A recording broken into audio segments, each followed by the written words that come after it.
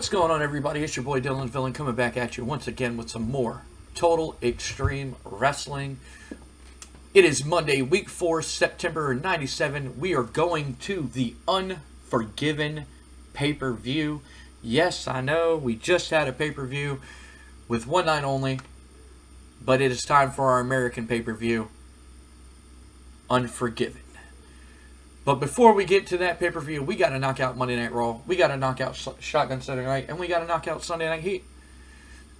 And before we can get into Raw is War, we have to get through the pre-show. In a pre-show match that had terrible wrestling and non-existent crowd heat, Brian Lawler, the Prince Brian Lawler, defeats Jerry Lynn by pinfall after a top rope leg drop. The match got a 56. Brian Lawler with a 54 and Jerry Lynn with a 51. Brian Lawler picks up a win here tonight. I love me some Grandmaster Sexay. Love Grandmaster Sexay. Love Too Cool. That was one of my favorite tag teams, but I decided to give a different gimmick to Brian Christopher, and pretty much, you know, Jerry the King Lawler, the Prince Brian Lawler, you know, that type of thing. For those of y'all watch Sunday Night Heat, y'all know how that all happened. And he picks up a win here on the pre-show of Monday Night Raw. We are going to move on to our next segment, which is a tag team matchup between the Eliminators and the Pitbulls. And the Eliminators pick up the win after a total elimination. Perry Saturn with a 56, John Cronus with a 48, Pitbull number 2 with a 50, and Pitbull number 1 with a 48. That's about where I want them to be. John Cronus and Perry Saturn have great chemistry teaming together. John Cronus and Perry Saturn have the tag team specialist bonus, along with the Pitbulls. Announcing and color commentary gave the match a boost, and this match got a 55. Not bad. We are going to open up the show. We see Vince McMahon pulling in with his limo, and he gets out of the limo, and out with him is his son, Shane McMahon. And all of a sudden, he's walking, and all of a sudden, Stone Cold Steve Austin just runs up behind him and starts beating up Vince. Shane then jumps on Stone Cold. Stone Cold then gets the better of Shane. As security, you know, Vince's, help, help, help, and security comes, and they grab Steve Austin. And Steve Austin then hightails it, you know, he gets in his truck, and he shoots him the bird, and he hightails it out of there, you know. He ain't going to jail again, but it pretty much advances the Austin versus Vince storyline. As we know, Vince does not like Steve Austin. He believes that Stone Cold Steve Austin should not be the face of his company, even though the fans love Stone Cold Steve Austin. Fans are behind Steve Austin. Steve Austin has picked up some big wins against guys like Kane, guys like The Undertaker, guys like Bret Hart, guys like Shawn Michaels, you know, like Bret Hart. Steve Austin is definitely in line for a title shot, a well past overdue title shot. He beat Big Show. I mean, he's beaten a lot of these guys. He's definitely well past his title shot, but Vince keeps finding a way to screw him out of the title shot, out of his heavyweight title shot. And Austin had enough of it. As we know that Vince McMahon is pretty much anybody. He's promising anybody and everybody a world title shot if they can take out Stone Cold Steve Austin. He promised The Rock. He promised The Undertaker. And The Undertaker is not a man that you want to double cross. I'll put it that way. But Steve Austin once again taking out Vince McMahon along with Shane McMahon before the show starts. But Vince gets back up as security chases Steve Austin out of the arena. We move on to the next segment of the night, and it is Steve Blackman taking on Jake the Snake Roberts. The match got a 66. Not a bad little opening thing. I thought he already debuted. Okay, Steve Blackman with a 53, Jake Roberts with a 66. Jake Roberts is one of our legends here that helped put over quote-unquote younger talent to move up the card. Announcing color commentary gave the match a boost. Jake Roberts is penalized to the effects of going through some personal issues. As we know, we had to send Jake Roberts to rehab, and hopefully he doesn't repeat the same mistakes that he did in real life and hopefully he found that DDP yoga in 1997, and he got better, brother. And hopefully we can push Jake Roberts a little bit and have him as one of our veterans here on the card.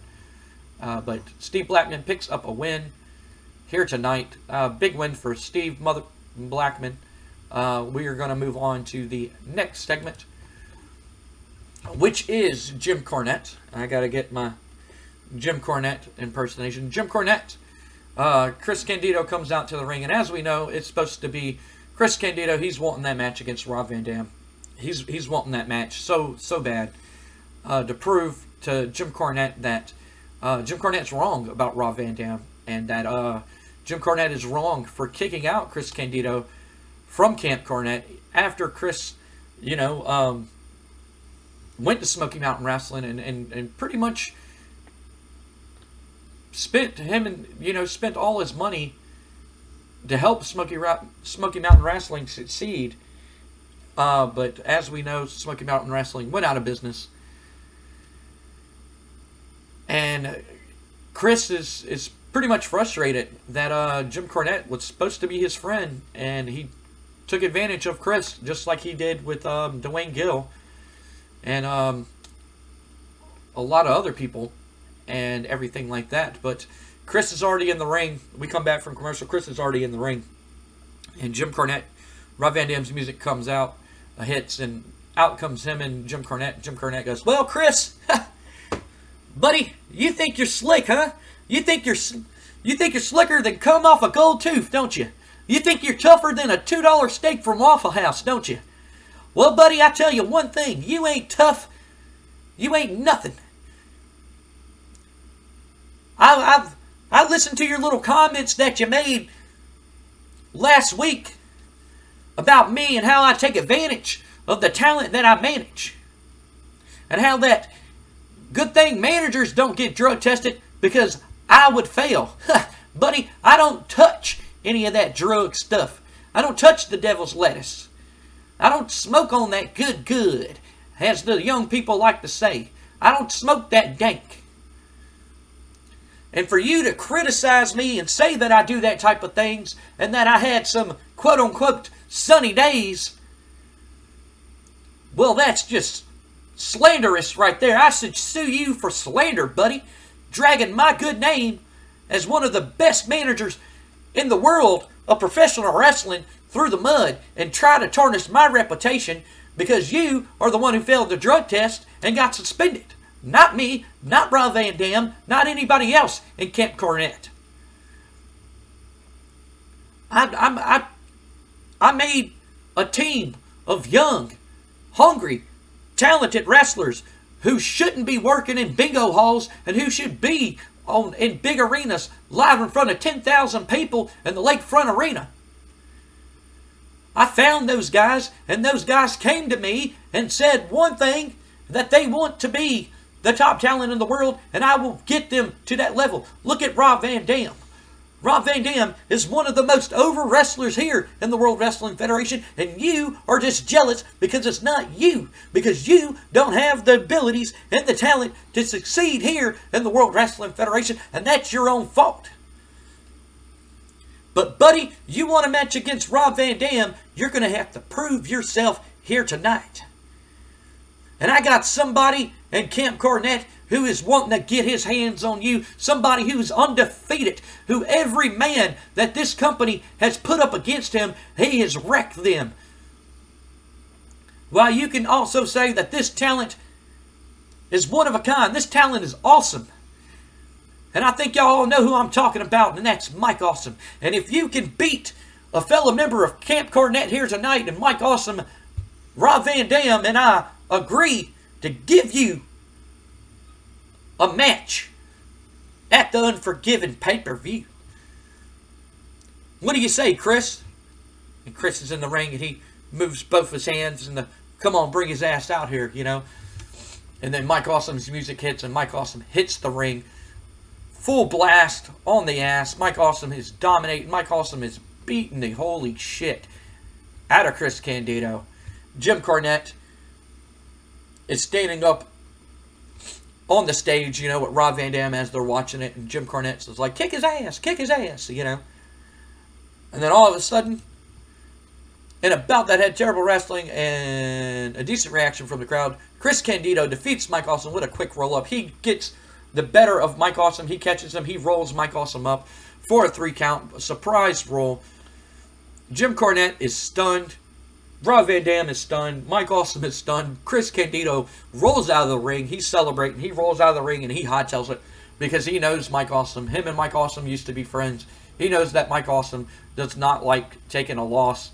This is his first loss here in the World Wrestling Federation, and Mike Awesome is not too pleased. He's angry. He's grabbed the referee. He's screaming at the referee as Chris hightails it through the crowd. Chris with a 61, Mike Awesome with a 67. Camp Cornette storyline advances. Announcing the color commentary gave the match a boost. Mike Awesome benefited from having a hot new move, and Chris is penalized due to those personal effects. I don't know how long that lasts. The match got a 69. Nice. One of my favorite ratings, a 69, for no particular reason.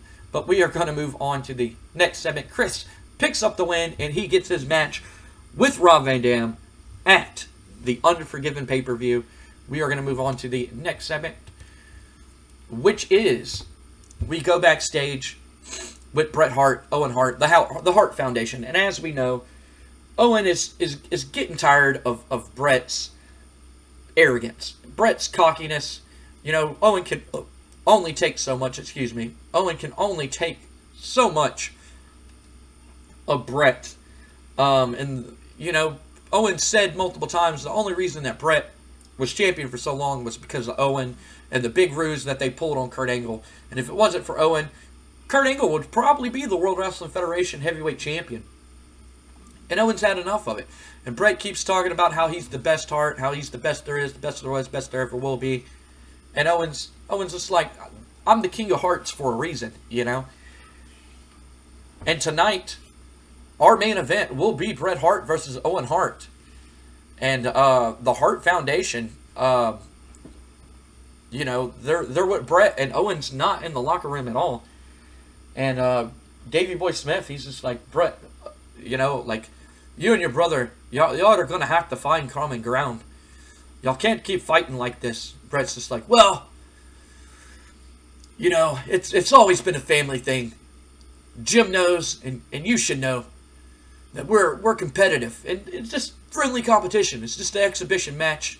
Nothing by it, Like, it's not going to hurt my ranking for the World Wrestling Federation heavyweight title. It's not going to hurt Owen's ranking for the Intercontinental Championship. And Davey's like, he's just like, see, that's the thing. That's what Owen's upset about, is that you don't view him as a main event player like yourself. Everybody else does, but you. And he's just like, Owen, he's like, I love him. He's my little brother, and I love him. But he has a lot to learn before he becomes a main event star here in the World Wrestling Federation. And Davey's just like, he just shakes his head and walks off and pats Jim on the back, and he walks off. He's just like, no talking to Bret. As Bret seems to be getting ready for his main event matchup. This segment got a 100. The Broken Heart storyline advances. Bret Hart did good. Bret Hart, awesome on the mic. Owen Hart did good. Announced the color commentary, gave the match a boost. Bret Hart benefited from having a hot catchphrase. We're going to move on to the next segment of the night, which is another segment. Yes. I forgot where I put this on the card. I'm going to be honest with you. I forgot it was a back-to-back segment like this. We see The Rock, and he walks into Vince's office. Vince has an ice pack on his head, And The Rock walks in and he goes, "Hey Vince, I've been here for a while and I can't seem to find Stephanie anywhere." And Vince is like, yeah, she's I thought she was with you." The Rock's like, "No, she wasn't with me. The last time I seen her was on Shotgun Saturday Night, and she left with Jericho." Vince kind of puts his head up and he's like, "Jericho?" I thought y'all two were dating. And The Rock's just like, to my knowledge, we are. You know, he's like, from what I thought, that we are dating. Vince is like, huh, well, if she's out with Jericho, then it looks like her and Jericho are dating. And The Rock kind of gets mad a little bit. And he's just like, well, Vince, you know, I know that you have a lot going on, and you had to raise up security because of two guys from Wheelchair Championship Wrestling keep coming here and saying that they're invading, that they're going to take over the WWF. And he's like, I know that you had to build up security for that and everything, and you've been busy, you've been stressed out with Austin, you know, you've been doing all that stuff, but I don't think Jericho can be trusted. And Vince is like, what? What do you mean Jericho can't be trusted? And he's just like, well, unlike myself, Jericho is not a trueborn of the World Wrestling Federation like myself. And he came from WCW over here, and he was signed by your son, Shane. And Vince is like, he's looking at him, and he's like, so are you saying that Shane is the one behind all this stuff? And Rock's like, no. I'm just saying we shouldn't trust Jericho. You know, you should have somebody holding the Intercontinental Championship that you believe to be the future. And you once said that I'm the future of the World Wrestling Federation. And Vince is like, yeah, and I also believe Jericho could be the future of the World Wrestling Federation. So what are you asking? Rock's just like, look, all right, I don't like Jericho, and I don't think he's going to be a good influence on Stephanie. I don't think he's going to treat Stephanie right, unlike me, The Rock. So, I would like to have a match against Jericho at the pay-per-view for that Intercontinental Championship, and I'm going to lay off the smackdown on his candy ass and take that Intercontinental Championship for myself. And the Vince he perks up and he goes, lay off the smackdown. Smackdown? He's like, I like that. That has a nice ring to it. Smackdown. Yeah. That's good shit. And The Rock's just like, you like that, huh? Vince is like, yeah. You know what? Yeah. I'll give you that match at Unforgiven for the Intercontinental Championship. Rock's like, good. And he's like, I gotta go find out where Stephanie is. And he walks out of the dressing room. So, at the Unforgiven pay-per-view, we are going to see The Rock versus Chris Jericho for the Intercontinental Championship. And it looks like Chris Jericho might have stole The Rock's girlfriend of Stephanie McMahon. And I guess The Rock's like, you stole my girlfriend, I'm going to take your title. You know, so we're going to have to see at the Unforgiven pay-per-view.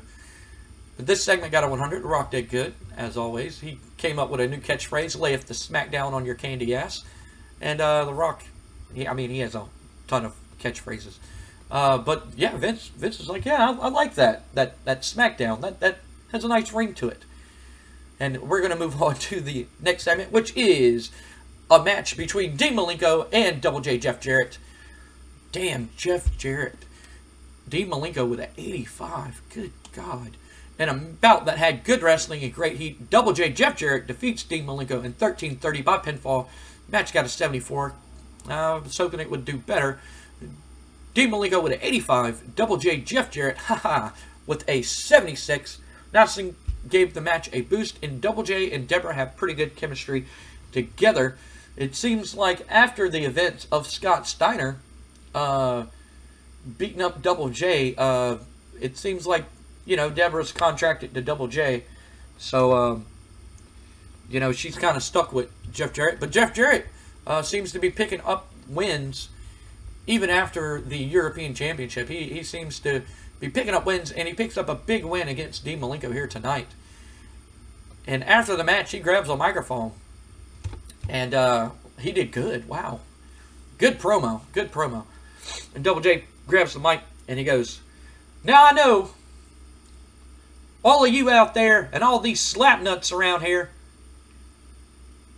think that Double J has lost it, that Double J has fallen back down on the card, and I proved here tonight why Double J Jeff Jarrett, not only deserves a shot at the European Championship, but he is going to go on to the Unforgiven pay-per-view And I'm going to go and beat the British Bulldog, Davey Boy Smith, for that championship. So, Davey, I know you're backstage, and you can shine that title up real nice, because that title is coming, ain't going to be around the waist of a real European. It's going to be around the waist of one double J, Jeff Jarrett. And Deborah's like clapping in the background. She's like, yeah, oh yeah. And he cuts a promo basically saying that, hey, I'm the number one contender for the European title, and I'm first in line, and I'm looking to win that championship. The segment got an 87, not the match. We move on to the next segment, which is a hardcore matchup between the newly crowned, they're an awkward pairing, and they have no chemistry whatsoever. That's good to know. I'm glad that you and your wife don't have chemistry together. In a decent match, Tommy Dreamer defeats Bob Holly in a hardcore match at 8:30 by pinfall. Tommy Dreamer makes defense number 1 of the WWF Hardcore title. As we know, we have purchased ECW, and we have called people up from ECW, and they are now contracted WWF wrestlers, and one of those guys is Tommy Dreamer, as we've seen on Shotgun Saturday Night. The WWF has purchased ECW, and one of those talents that were picked up was Tommy Dreamer. He made his debut on Shotgun Saturday Night. He beat his longtime rival Raven, and he captured the WWF Hardcore title, saving the Hardcore division. As we know that Raven is looking to put an end to hardcore wrestling. Tommy Dreamer with a 66, Bob Holly with a 64. Not bad at all. Raven's headache storyline advances. And the announcing color commentary gave the match a boost. Tommy Dreamer and Beulah do not have good chemistry together, which sucks. The match got a 69. Nice. We move on to the next segment. After Tommy Dreamer wins, the Hardy Boys hit the ring. They beat up Tommy Dreamer. They handcuff Tommy Dreamer to the ropes, and they continue to beat down as Raven then comes to the crowd like the Hardys and slides in the ring, and he has a mic in his hand. And Raven, what 100. Hell yeah. Raven grabs the mic. I got to live up to the 100 rating here. Raven grabs the mic and he goes, I can't believe this. I thought once I left that pathetic company who wrestles in front of those idiotic, moronic, barbaric fans who are just blood hungry and crave violence, once I got away from there, I thought I was safe away from you, Tommy Dreamer, away from you, Beulah. And Beulah's like on her hands and knees, like trying to protect, like she's trying to pull the Hardys off, and the Hardys keep pushing her down and stuff like that. And Raven then like grabs her by the hair while he's cutting this promo, and he's just like, I thought I was able to get away from you and him, but it looks like the thorn in my side, my headache, after all these years, has finally came back to haunt me. It seems us two are destined to fight each other forever, Tommy. No matter where we go, you follow me, or no matter where you go, I just so happen to follow you. Our paths are intertwined, and they will always be connected and intertwined with each other. And I can't stand you. I thought I got away from you, but here you are once again trying to rain on my parade, just like you rained on my parade all those years ago when you stole Beulah away from me. You didn't want anything to do with Beulah. She was fat and ugly, and she loved you, Tommy. And then I took her, and I showed her what the beautiful woman that she is. And I turned her into that penthouse model. And then once again, you still are right back away from me. You steal everything that I work hard and that I earn. You always somehow slither your way back into the limelight, slither your way back into my life to take what belongs to me, Tommy. You think that you're safe being the hardcore champion, Tommy? You think that you're going to save, that you're going to bring hardcore wrestling here to the WWF when I tried so hard to get rid of it? I got rid of Cactus Jack. I got rid of Terry Funk. I took these two young men who are putting their bodies on the line and jumping off of ladders and doing suicidal stunts for these stupid fans' entertainment, and I convinced them that that is stupid, that is moronic, that is idiotic, and I convinced them to join me in my flock. You can have anybody from ECW show up and help you, Tommy, but I know deep down inside that they all hate you just like I hate you. And as for you, Beulah, I think it's time for you to go on home. Back to Philadelphia and that rat hole house that you and Tommy have, and raise those snot-nosed little brat kids that y'all have. So when you go back home and your kids are looking at you and going, Mommy, why are you in a neck brace? You can tell them that Uncle Scotty is the one who did it. And he DDTs Beulah right in the middle of the ring as the Hardys grab Tommy Dreamer's head and make him watch. As Raven then proceeds to pick up Beulah again and hit Beulah with another even flow DDT. Security then runs out and tries to break it up. We do not like male on female violence here in the World Wrestling Federation. And security then runs off, and the Hardys and Raven then exit through the crowd, as Raven then stands in the crowd and does his Raven pose with his arms out as they try to undo the handcuffs from Tommy Dreamer, as he's a bloody pulp. And we move on to our next segment, which is an interview.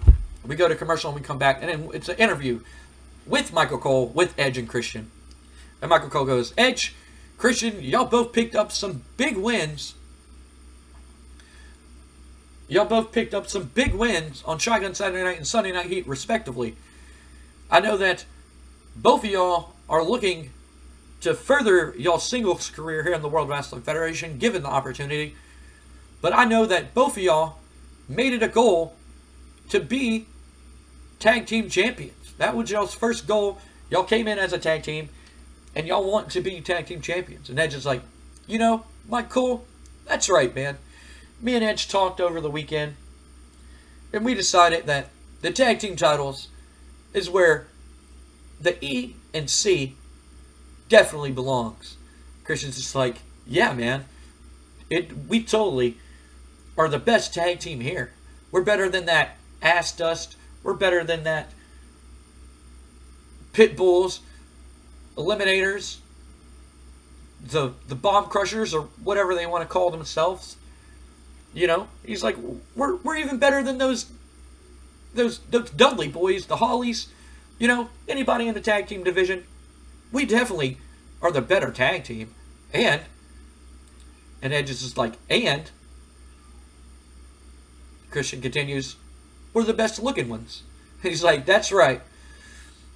He's like, Cole, you got a camera? And Cole's just like, no. And Edge's just like, well, here, I got you one. And he gives him a camera, and he's just like, for those of the benefit of flash photography, we'll give you a 5-second pose. And they pose for 5 seconds, and, you know, all the girls in the crowd scream, and they're just like, oh my God, they're so handsome. And all that stuff. And Edge and Christian, like, you know, and Michael Cole kind of stands there, and he takes a couple pictures, and he's like, well, tonight y'all go against one of the greatest tag teams of all time, the Road Warriors, the Legion of Doom. Are y'all nervous at all? Christian's like, ha, nervous? Edge, are we nervous? And Edge is like, nervous against some old washed up has-beens? No, we're definitely not nervous.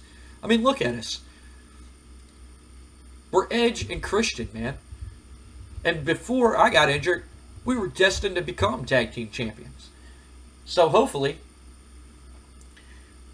these old has-been wash-ups, they don't even stand a chance against us young bucks like this. So, cool. Thanks for the interview. Thanks for the picture that you took. And we'll see y'all out there.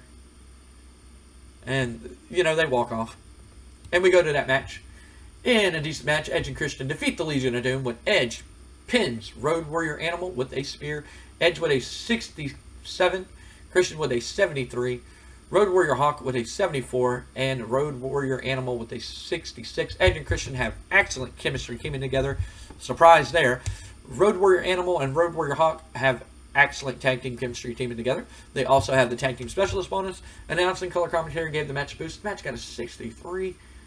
I guess because there's no storyline attached to it. I was hoping this match would do a lot better. Edge and Christian pick up a win here tonight. We move on to our next segment, and we go backstage. And it's Vince McMahon, and Shane's in the office this time.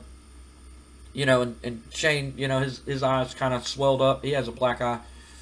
And Vince is talking to Shane. He's like, so they catch Austin? And Shane's like, no, they didn't catch Austin. He's like, it seems like he got away. Vince is like, son of a bitch. And all of a sudden, the door just flies open, and in walks Kane and The Undertaker. And Vince is like, sitting there, and he's kind of looking. Undertaker's just like, look, I want what you promised me. And you're going to give me what you promised me. I'm not going to be like the Big Show. I'm not going to be like Sid and Vader to where you make promises that you can't keep.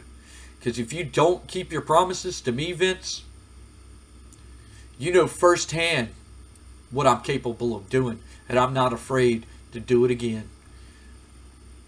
Vince is just like, yeah. Well, Taker, I promised you that world title shot. But as you know, at the English pay-per-view, something happened. Kevin Nash and Scott Hall from WCW came and interfered in the main event. So, I'm going to have to give Shawn Michaels his rematch and give him a fair shot at the title. And Undertaker, he gets mad. He slams his hand on his desk, and he grabs Vince by the tie. If Shane goes to do something, Kane kind of stands there. And he's just like, I don't give a damn about Hall and Nash. I don't give a shit. I want what you promised me, and you're going to give me what you promised me. And Vince is not scared. He kind of stands his ground, and he's just like, well, you promised that you would get rid of Austin. And it seems like he attacked me as soon as I got to the building tonight. So you didn't fulfill your promise. Undertaker then, pushes him back in his chair. Undertaker's just like, no, I whooped Austin's ass. And that's what you wanted. And Vince is like, no, I wanted you to get rid of Austin. I didn't care what you had to do. Hell, you can do the same thing to him that you did to my wife. And Shane kind of just stands there, and he's just like, what the hell? That's my mom, dude. That was your wife. And Vince is just like, you can set her on fire. You can set him on fire for all I care. I don't care what you do. Get rid of Austin. I don't want Austin here. Undertaker kind of just, he's just like, well, I'm tired of fighting Austin. Vince is like, look, you have my word. He's like, I'll write a contract up, and I'll sign it myself. Right? He's like, but let's make this interesting. Right? At the Unforgiven pay-per-view, it'll be Undertaker and Kane taking on Stone Cold Steve Austin in a handicap match. And Undertaker and Kane kind of look at each other, and they're just like, they shake their head, and Undertaker's just like, so you're serious about getting rid of Austin? You really want him gone? And Vince is like, more than anything. He's like, but whoever pins Austin at the pay-per-view will be the number one contender. Whether it be Kane, whether it be Undertaker, you'll be the new number one contender. And Kane and Undertaker kind of look at each other. And Undertaker looks at Vince and he's like, I know what you're doing here. You're trying to get me and my brother at odds with one another. But that ain't going to happen. You want Steve Austin gone once and for all? Me and Kane will make sure that Austin is gone once and for all at Unforgiven. And when I win that match, I will be the new one contender. And before he even said anything, Kane kind of like puts his hand on Taker's shoulder and he shakes his head. Taker's just like, you got something to say? And Kane just kind of stares him down, and he flips his hair back from out of his face, and they get face to face. And Vince kind of smiles because, Vince, being the manipulator that he is, he's putting them against each other, and Kane's just like, Undertaker's like, all right, yeah. He looks at Vince, and he's like, you getting exactly what you wanted. He's like, I'll see y'all at Unforgiven. And Undertaker walks out. Kane kind of stands there, and he looks at Vince, and he tightens up his glove on his hand, and he then proceeds to leave the office also. So there we have it, ladies and gentlemen, everybody, freaks and geeks. We have a handicap match at Unforgiven, and whoever gets the pinfall over Steve Austin will be the number one contender for the World Wrestling Federation World Heavyweight Championship.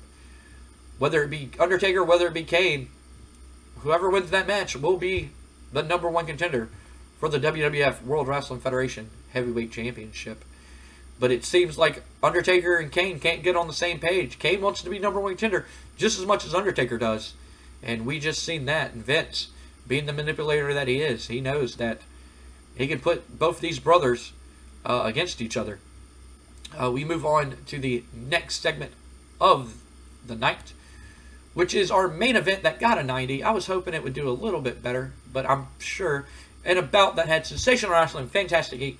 Owen Hart drew with Bret Hart in 13:03, followed by a double countout. They have a good back and forth match. They have great chemistry together. No shocker there. Bret Hart would have won 100. Jesus.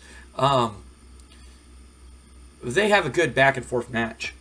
And they go all out.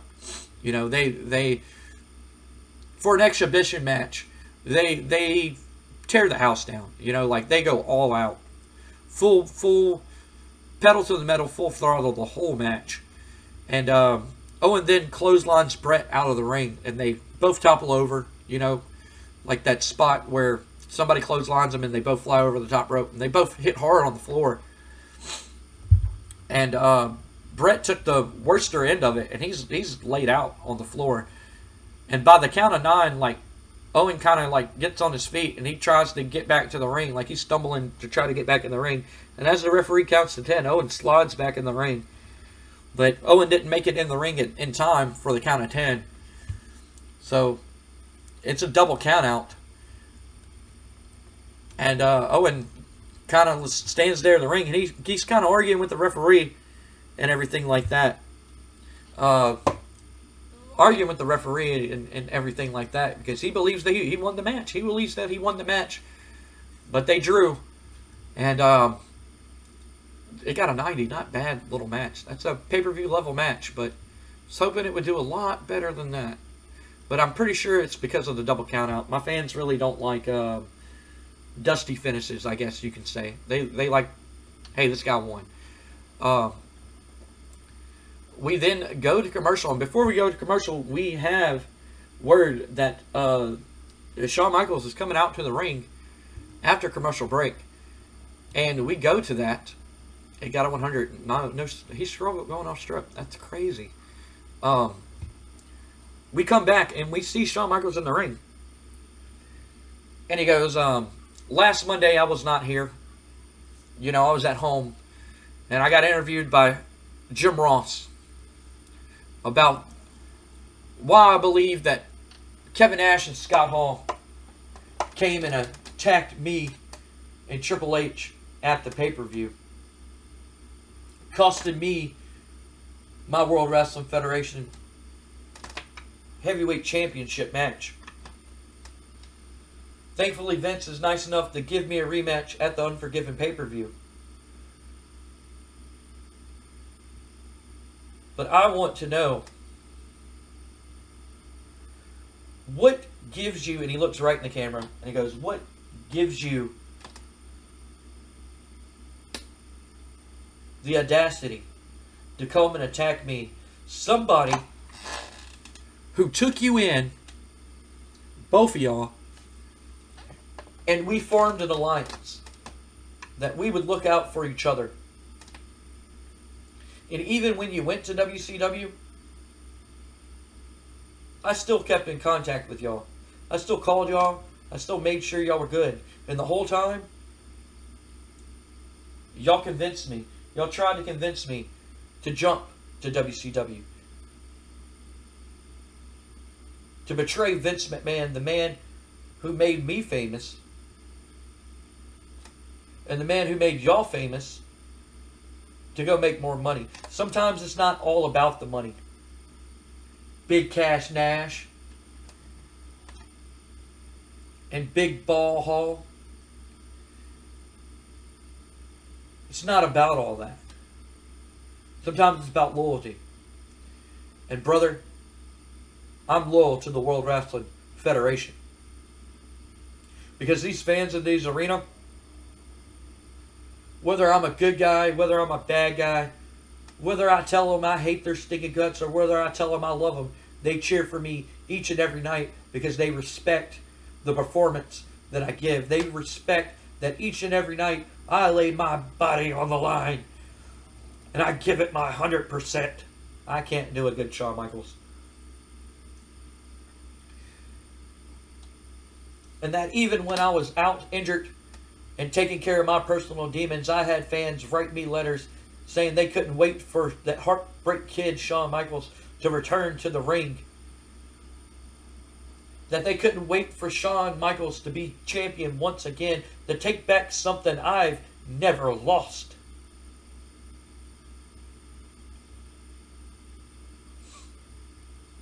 I don't care why y'all here.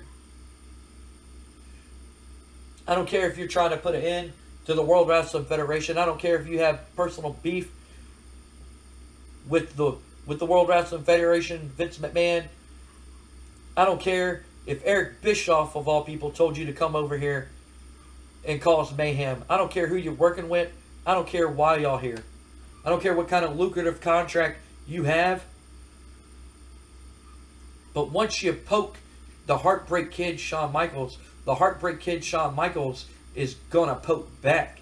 So I know that both of y'all are hiding somewhere in this arena, whether you bought tickets, whether you're hiding out outside, whether you're waiting for me in the parking lot. The Heartbreak Kid, Shawn Michaels,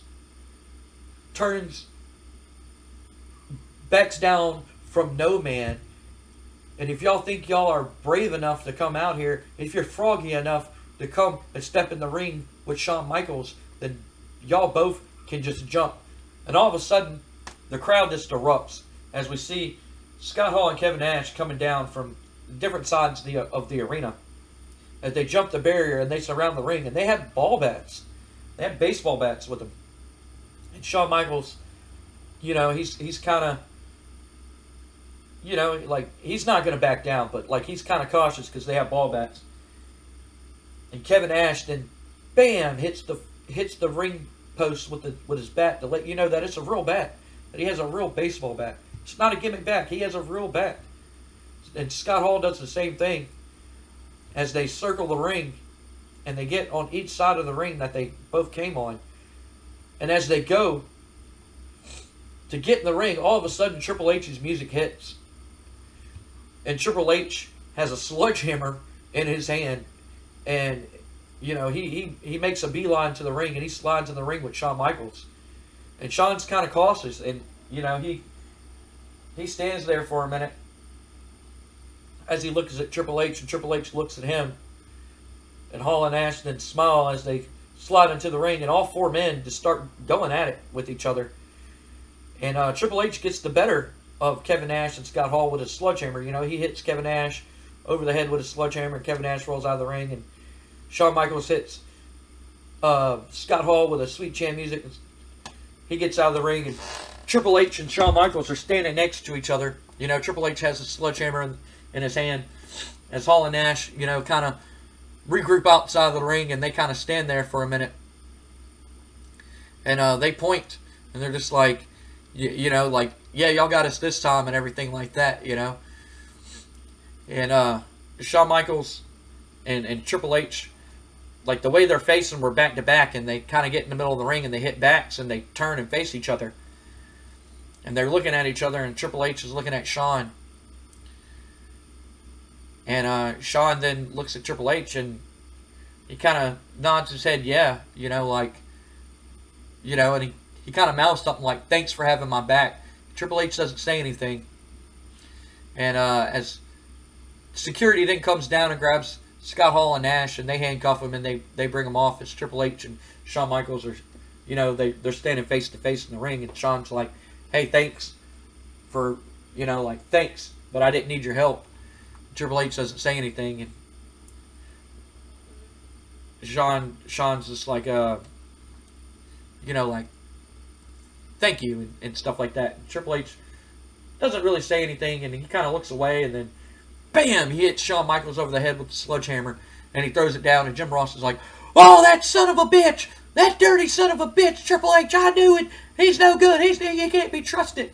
And Triple H does like the suck it sign, and he picks up Shawn, and he pedigrees Shawn in the middle of the ring, and he picks up his World Wrestling Federation Heavyweight Championship, and he holds it in Shawn's face, and he's just like, you know, and you can read his mouth, and you can hear him say it, and he's just like, I don't care. You know, he's like, I don't care